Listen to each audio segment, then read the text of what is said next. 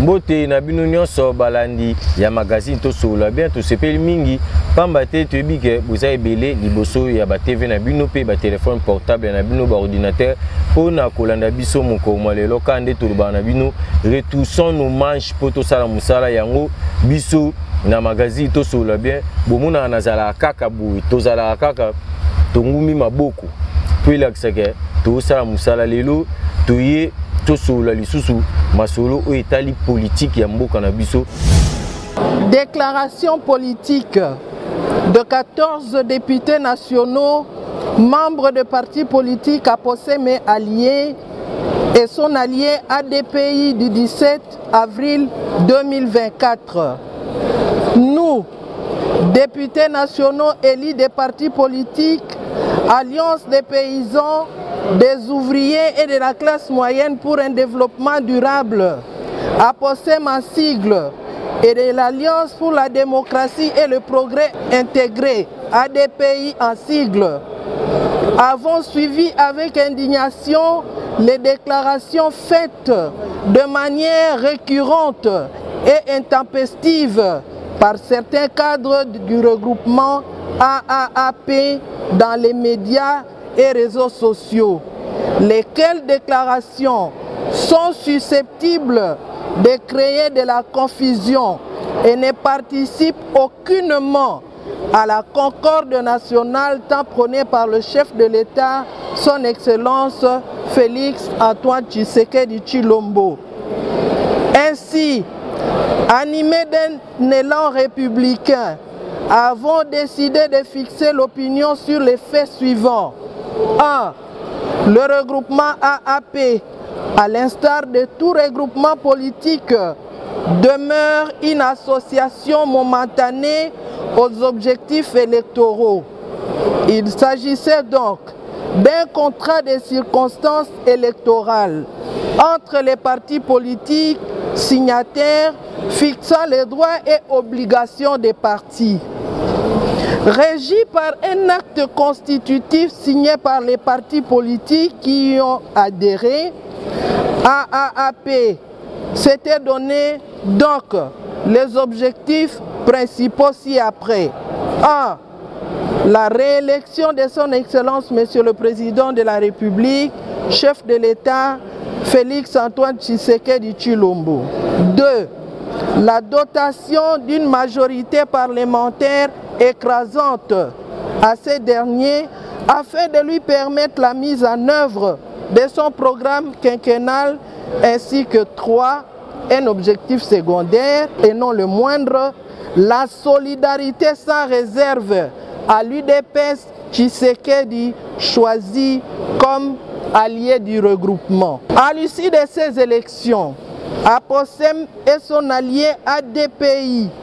ont fourni les 2/3 des élus nationaux au regroupement AAP, soit un total de 14 députés nationaux sur les 22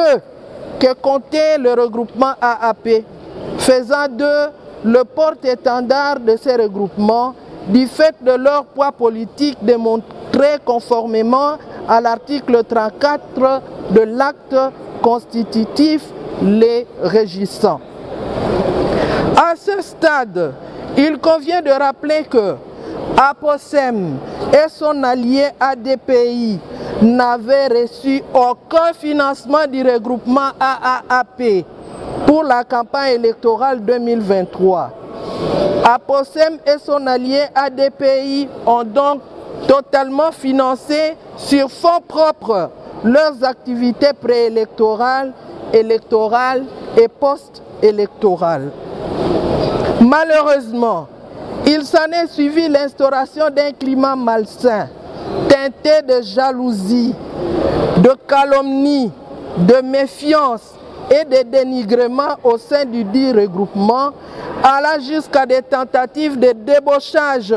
et de corruption de certains des nôtres, nous poussant donc à renier notre appartenance politique en tant qu'APOSEM et ADPI en faveur d'autres partis politiques membres du même regroupement dans le but manifeste d'affaiblir APOSEM et son allié ADPI. Pour concrétiser cette conjuration, un groupe d'individus mal intentionnés, profitant de leur position à la tête du regroupement, a pris au nom de AAP d'importantes décisions politiques susceptibles de compromettre l'avenir d'APOSEM et de son allié ADPI sans les consulter, violant ainsi de manière flagrante l'article 31.3 de l'acte constitutif qui prévoit l'obligation de consulter et d'informer les membres sur tout événement de nature à influencer les intérêts ou le fonctionnement du regroupement. Ces décisions, avons-nous constaté, ont violé également les dispositions de l'article 32 de l'acte constitutif de AAP qui consacre une solidarité sans réserve aux actions de l'Union pour la démocratie et le progrès social, UDPS en sigle, parti politique allié. Exposés au discrédit de nos élus et à la menace de l'effritement de nos bases électorales,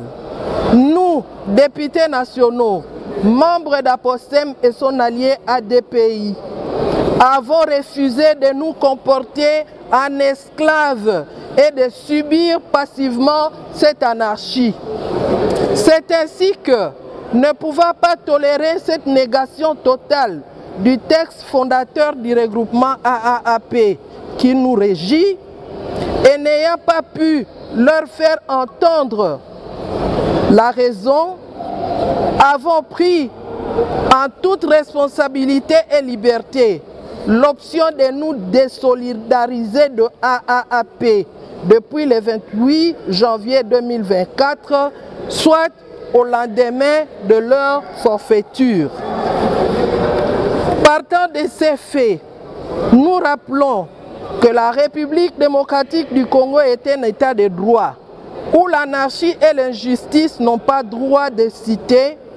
et qu'il est un principe qui consacre que nul ne sera entendu alléguant sa propre turpitude. C'est pourquoi, par la même occasion,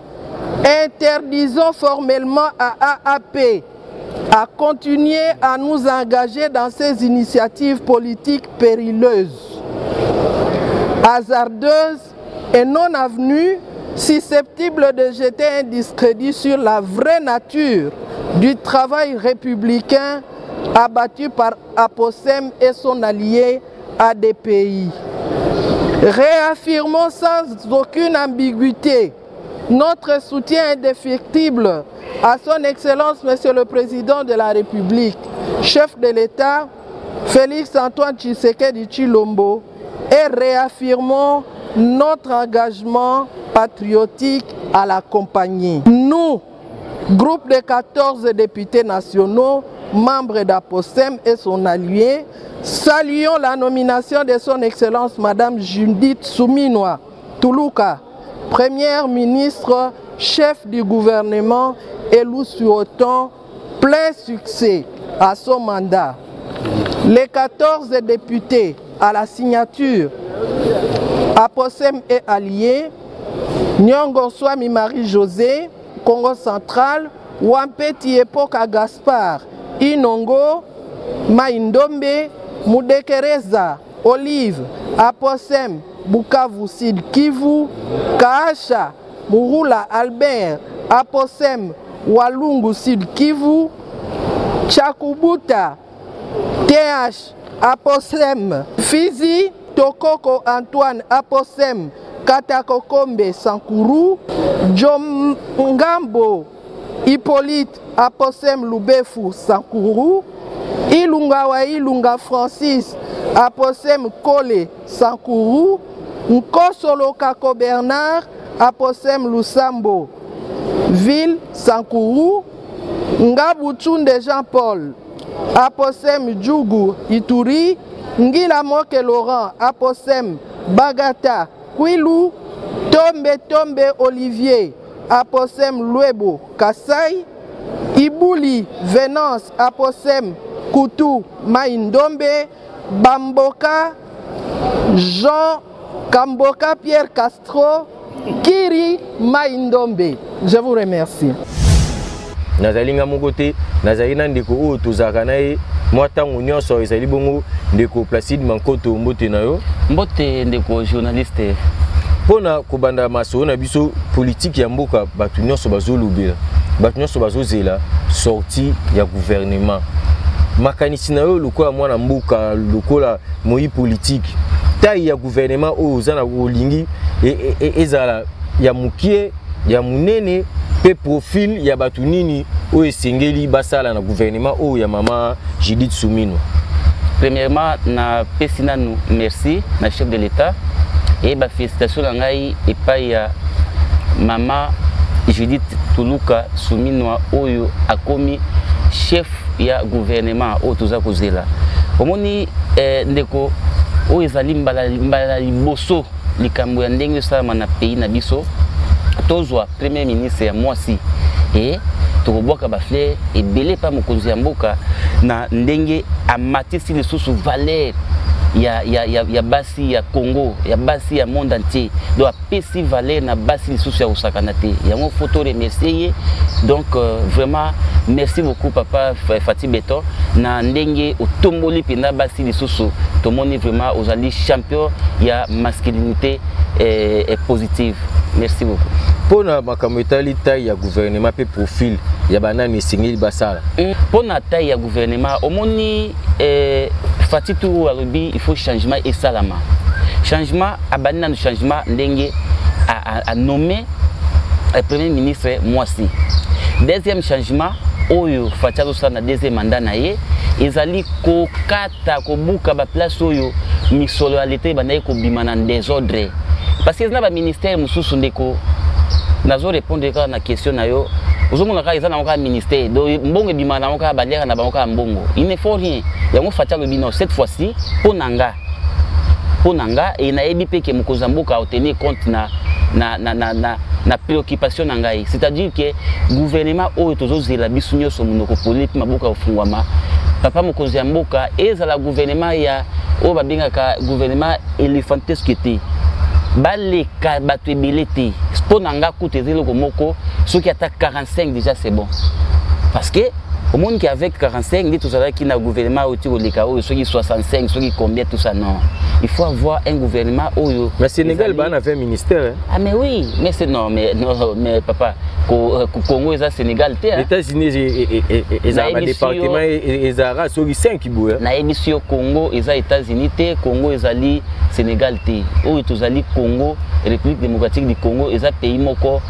oyo babengaka bi que non eza na grandeur ya continent ozomona ça dit que tozana makambo na biso oui to lingité ezala sous gouvernement ou ya ba ministre belé non mokozamboka ayeba ba diminuer quand même moi ta ya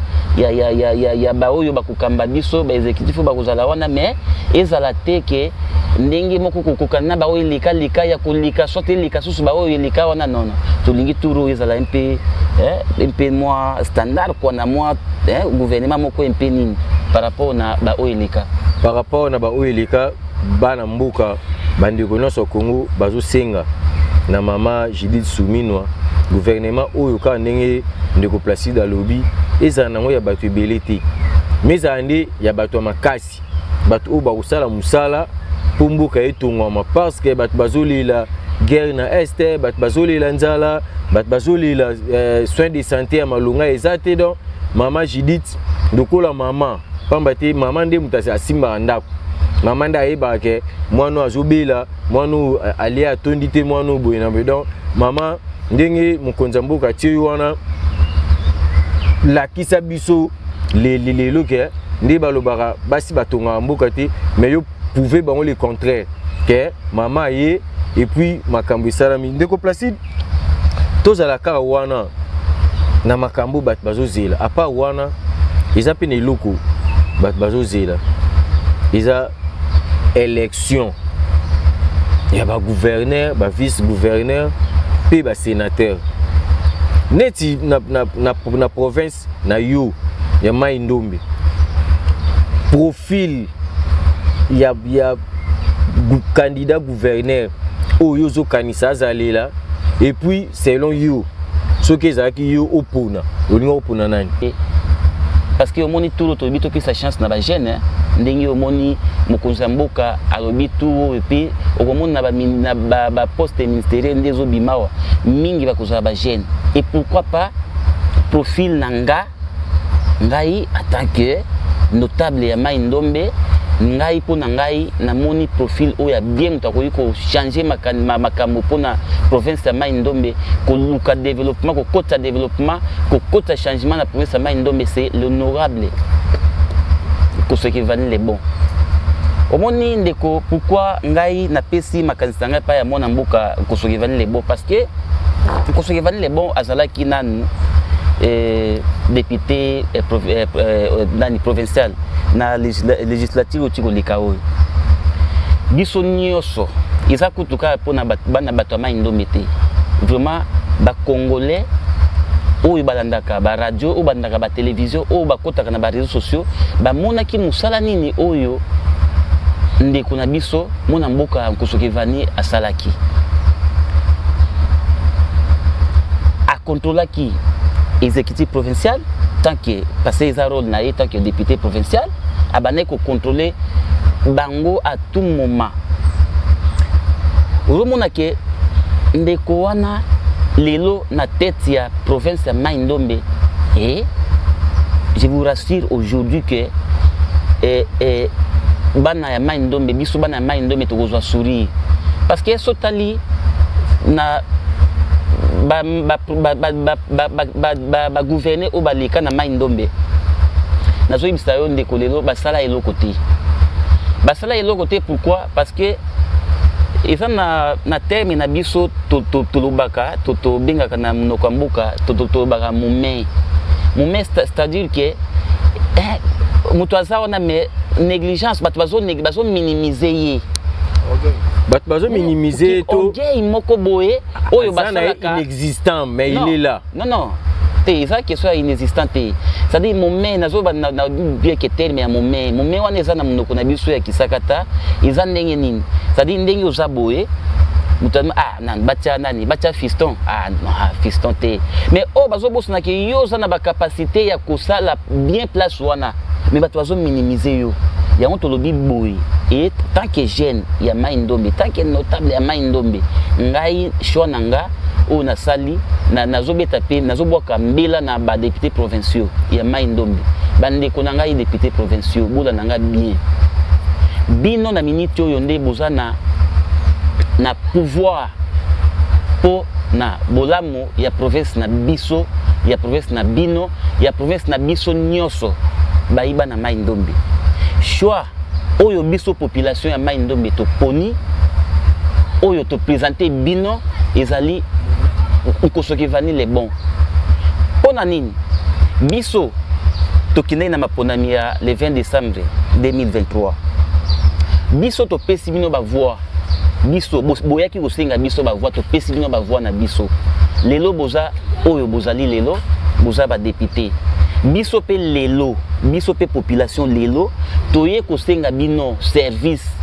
bo rendre biso service shona biso population ya Mai Ndombe c'est Nkosoke Vani les bons na tête ya gouvernement tant que premier citoyen yango to sengi na bino ba députés provinciaux bo rendre biso service shona biso tolobi bien que honorable Nkosoke Vani les bons bo pesa biso ndeko na biso Nkosoke Vani les bons pouvoir wana bon voter pour que lobby province ya Mai Ndombe échanger lobby province ya Mai Ndombe ezo développement parce que population ya Mai Ndombe to souffrir trop to lelipe mingi alors mona ya mutuye wana zakoya Nkosoke Vani les bons na tête ya gouvernement ya province yango to lobby boye ensemble na bino nde tokolonga elongo Merci. Bana ya Mai Ndombe bino nyonso boyoki likanisi ya ndeko Placide yi azana posate mwana mboka kosoke vani le bon yende asimba ngwende wana pe toza na kolika ke mwana mboka akozwa yango po ayeba kobongisa province ya Mai Ndombe. Vraiment aposem eza parti oyo eza kosala musala nango touti na ba élection bandeko musu balali na bango na posem azobunda toujours pona kotia konye pela atindika susu baba vision ya mkonza mboka atindika lisusu makanisi ya autorité morale Abdon Etina côté parti wana et continue toujours comme vraiment to pesi merci na président national ya Ligue des jeunes mwana mboka Kagembala na musala makasi o azali kosala pe na bandeko nyonso ya Ligue des jeunes ya Moamba vraiment na sepeli to sepeli neloko bosali président national Olive Mudekereza na Megabe l'homme de terrain, l'homme de changement. Vraiment merci na secrétariat général Mobimba, secrétariat permanent donc ba membre na ba cadre de so ya posem to pesi bino merci ndeko Placide Makoto kaka na makambu ya ba élection o ezakoya ndeko Thierry Mosenepo Vimons yi parti candidat comme sénateur on a zwa ki yango ke ya na ngai Thierry Mosenepo aza candidat PCA aza candidat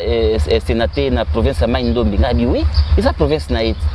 aza libre ça dit congolais nyonso aza libre place oyo moni place oyo origine na ezali neti ye na Mai Ndombe aki ko postuler na Mai Ndombe na yebisi yo ke tango nazwaki maloba wana na landaki yango na sepelaki makasi parce que omoni ndena obaki république na biso ezosenga pe bato moko boye o baza capable bakotelema lelo pe boye mboko échanger entre vous lokola ba PCA Thierry Mosenepo mutu aza ça dit un homme complet ya za ndenge aza na za complet na yebisi yo ke no grand frère nanga Thierry ndenge aza wana aza vraiment homme complet yango ngai nazobetaka mbila na ba député provinciaux na biso bozwa conscience botala banani oyo boko voter surtout na côté ya ba sénateur parce que province ya Mai Ndombe toza na quota ya 4 sénateurs faut tobimisa 4 sénateurs ndenge déjà PCA Thierry Mosenepo aza déjà candidat pour on m'a appris que no aza candidat indépendant aza candidat sénateur indépendant. C'est une bonne chose déjà, on a félicité, on a encouragé, grave félicitations vraiment. Mobali ya Zarandengwana et on a soutien nangai total. Nazo soutenir nous aussi na ba député provinciaux ya Mai Ndombe. Na sengi na ba député provinciaux ya Mai Ndombe. Bon voter utile en wezanani Thierry Mosenepo. PCA Thierry Mosenepo c'est un homme de valeur. Oyo lelo soki atelemi bandeko na ngai ba député provinciaux ya Mai Ndombe tokozala décité parce que ya lobaka tolandaka mingi na ba réseaux sociaux tolandaka mingi na ba télévision tolandaka mingi na ba radio mos parle alobaka et soki alobi ba FP et monanaka yango to lobi boke bandeko ba député provinciaux bo voter utile et ya bino ye wana Thierry Mosenepo mwana mboka to pesa ye ba voir pour que lobby akoma na chambre haute alobi la biso malamu vraiment mboka ils ont besoin ya batu lokwa bango batu lokwa ba Thierry Mosenepo homme intègre mutu moko na toloba na Kinshasa maboko pembe ngai na kusinga na bandeko nyonso ya assemblée provinciale ya Mai Ndombe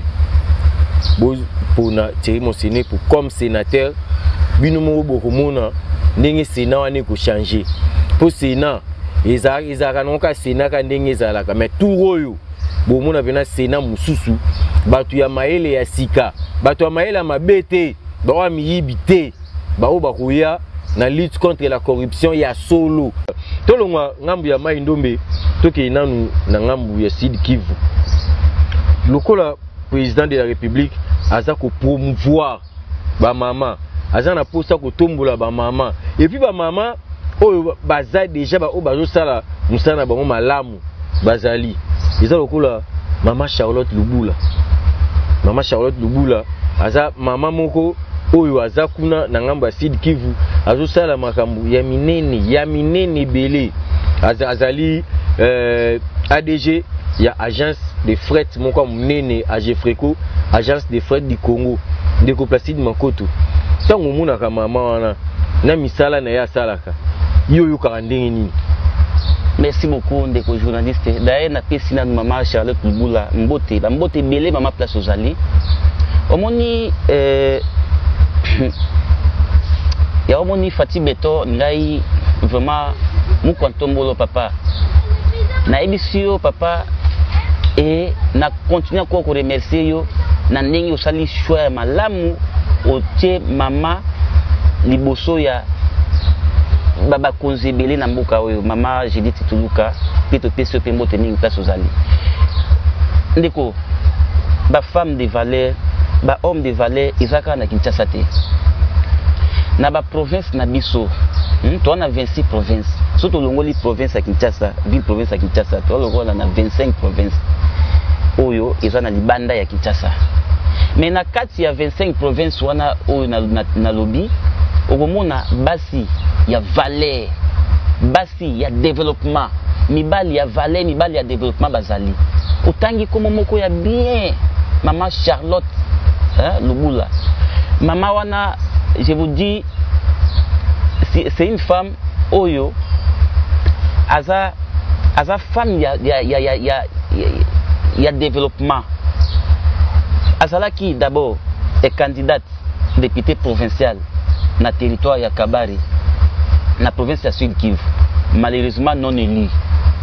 mais ba votaki na bango ba votaki c'est ninde a proclamé qui était la maman était votée massivement mais vous comprenez avec la CENI de Kadima et là vraiment on était un peu dessus tango to apprendra qui que maman Charlotte n'a pas été proclamée ou imaginer parce que j'ai vu moi-même façon ni maman wana abattre campagne nae mon frère okozwa idée mais tango toyoki tolandi bisunyoso c'est ni tango a publié qui vraiment on avait vraiment des larmes aux yeux. Pourquoi cette grande dame qui a fait tout pour que Azala députée mais bon comprenez malheureusement alors nazongi na ba action parce que au moni na obi aza femme des actions à impact visible maman Charlotte Lubula a une agence de fret quand ningo lobi wana agence de fret du Congo AGFRECO est une agence moko oyo aza ko lutter contre au moni na mboka na biso batupina baza misala te mais elle quand même elle a eu l'opportunité de créer agence wana pour que asalisa bandeko ba jeune ba mama ba papa oyo baza na misala penza te na province ya Sud Kivu et d'ailleurs je peux citer même quelques villages quelques coins oyo mama wana azako evre o lelo ba jeune belé ils ont eu de l'emploi grâce à cette grande dame maman Charlotte Lubula oyo vraiment mokonzi ya mboka Fati Beton pourquoi pas premier ministre maman Judith Tuluka a compté sur lui na agence ya maman Charlotte Lubula AGFRECO apesi batu misala ebele na province ya Sud Kivu entre autres surtout na territoire ya Kabari au monde ba village ebele na territoire wana franchement nazo ebisa yo avec maman moi si lokola maman Charlotte Lubula et Congo pe ekoki kozwa émergence lobby pourquoi pas kaka na makambo ya maman Charlotte donc yepe asalaki message de félicitations na maman Judith Souminwa Tuluka donc na oyo akomi en français adresse à la nouvelle première ministre son excellence madame Judith Tuluka Souminwa à mon nom propre. Je salue les choix que le président de la République, son Excellence Félix Antoine Tshisekedi Tshilombo, vient de porter sur la personne de Madame Judith Tuluka Souminwa comme première ministre de notre pays. La première à occuper cette poste prestigieux en RDC. Ces gestes montrent à suffisance que les champions de la masculinité positive Fatih Berton a des avancées significatives dans notre pays. Par cette occasion, nous, Charlotte Luboula, affectueusement appelée Maman Agefreko, femme engagée dans la lutte pour l'égalité des chances hommes-femmes, exprimons nos sincères félicitations à l'égard de son Excellence Madame Judith Toluka Souminois et lui adressons les vœux de succès et de réussite dans une mission où votre attention ne saura être détournée au-delà du programme qui inclut les actions du chef de l'État. Des questions telles que la paix à l'est du pays et dans d'autres contrées, la lutte contre la corruption, l'amélioration des infrastructures et surtout la restauration de la souveraineté nationale. La femme est le symbole de l'exclusion, de l'exploitation et symbole des victimes des atrocités. Voilà pourquoi nous comptons sur vous et vous promettons de continuer à lutter pour que les décisions sensibles au genre distinguent votre mandat des précédents. Au chef de l'État,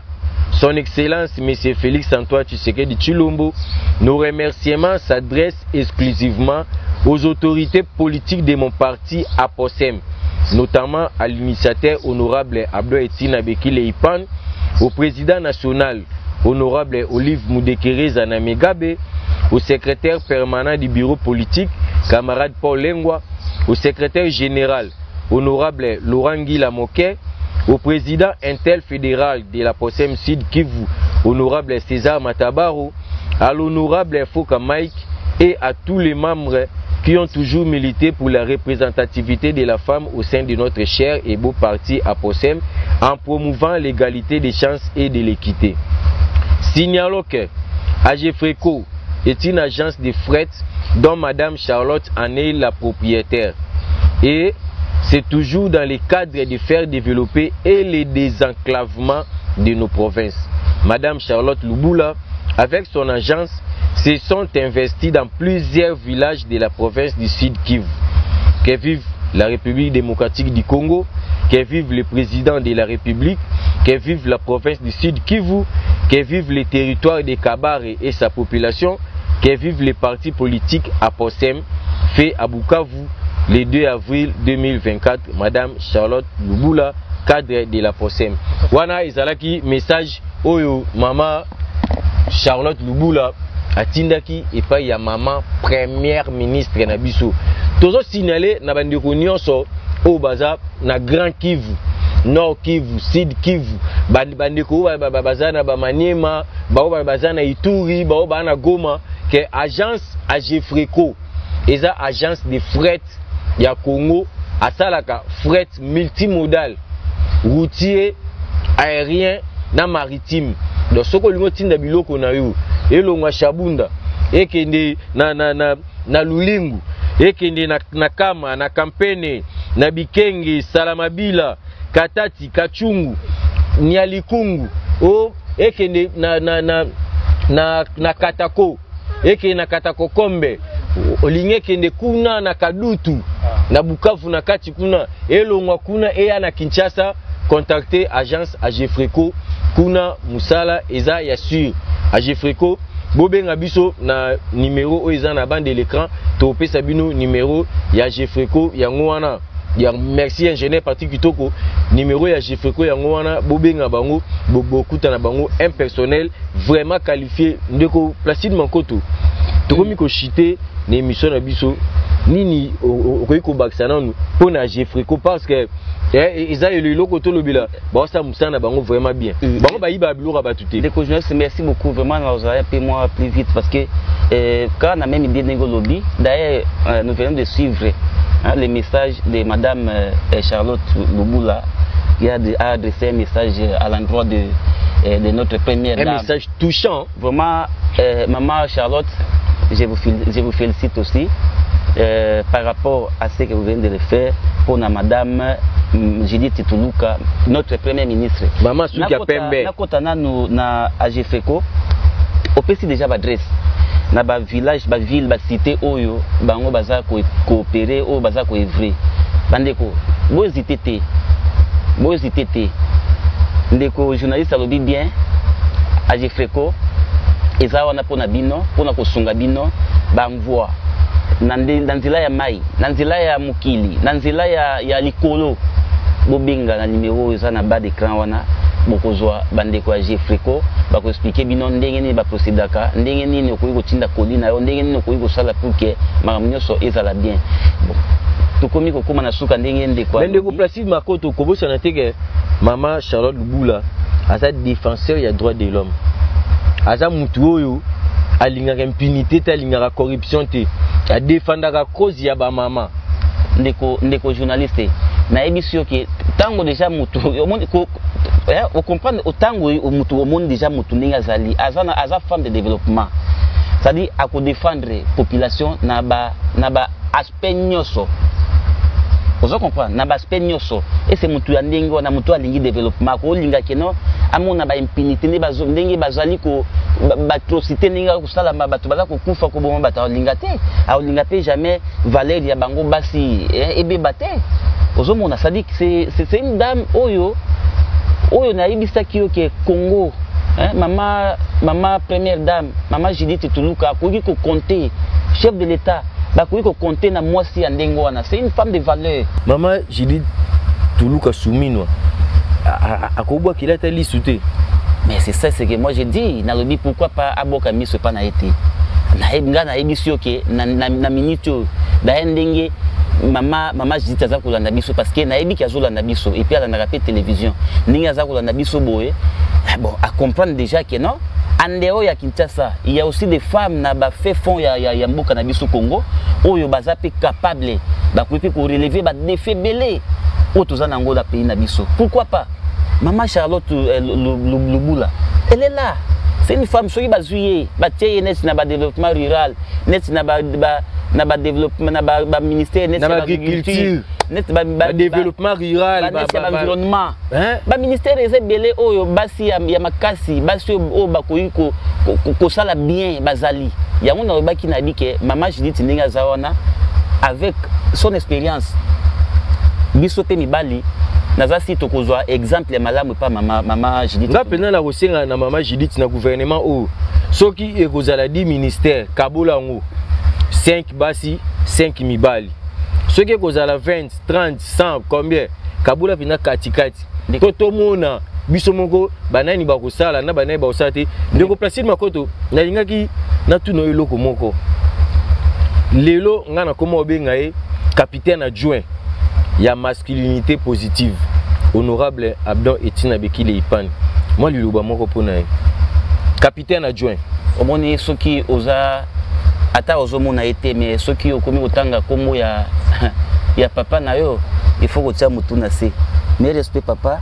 na pese ba mbote mingi place ozali ndeko omoni honorable Abdon Etina d'ailleurs c'est un papa oyo ndenge nga nazwa pe chance ya koleka liboso ya télévision na loba boye grâce ya papa wana yango moni aboka ba fleur ebele pa na ye